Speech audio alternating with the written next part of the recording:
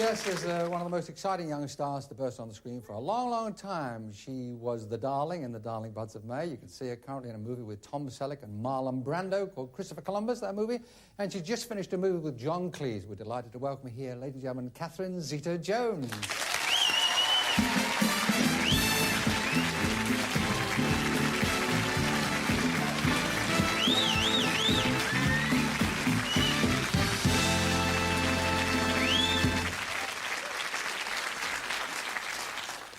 Well, we actually have met. Well, let's say we've met. I was at the Michael Jackson concert. So was I? Yes, well, your knees were in my back throughout the entire concert. Oh, I'm sorry. No, they were nice knees. How was my back? It was wonderful. It had a good effect on me.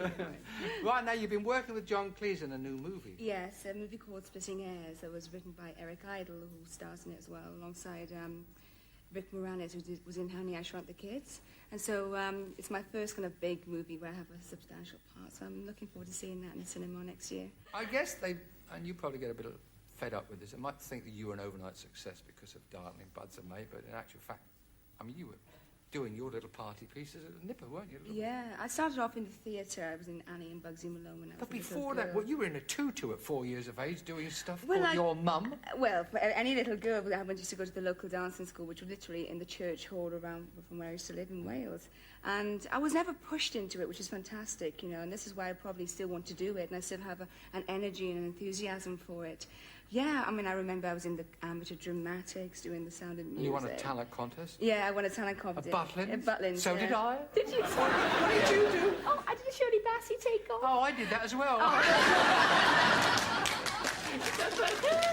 What? Can you remember what song you sang? Yeah, I sang This Is My Life. And I'm not going to do the impression for you Oh, now. I feel I could in in that this dress, you could have done it, Catherine. No. Well, I'll come on again. I'll do another- my whole medley, yeah. Your big break, of course. I mean, this is like a film story, and it's like Hollywood movie time. You were in 42nd Street. Yeah. And tell us what happened from there. Well, I was a second understudy, and the girl who was playing the lead got sick, and the first understudy couldn't go on, so I had to go on, and it's kind of the same as the script. You know, that's what 42nd Street is about. That's right. The star breaks her ankle, and the chorus girl gets on. So. How much notice did you get before you were suddenly out there doing this stuff? 1 o'clock in the afternoon. Are you kidding? On the same day? Yeah. But how much of it did you know? I mean, how much? I knew a lot of it. I'd been like about 2 months being the understudy, and I'd been watching in the wings. So I What knew happened when the call came and someone said, "Get to the theatre"? Oh, my main concern was to get my mother and my family up, and my parents. You know, get all my family up. Because you thought it'd be one night. Yeah, the one chance. And so I thought, well, I'm not going to get nervous. I've got to enjoy it, and I did. Cher, I'm told, is not your role model, but I'm just wondering where you want to go. What do you want to do? Because I mean, you have a choice now, don't you? I mean, you got a record here that's on the buzz. Looks like it's going to happen. You have television, a #1 show. You have films coming.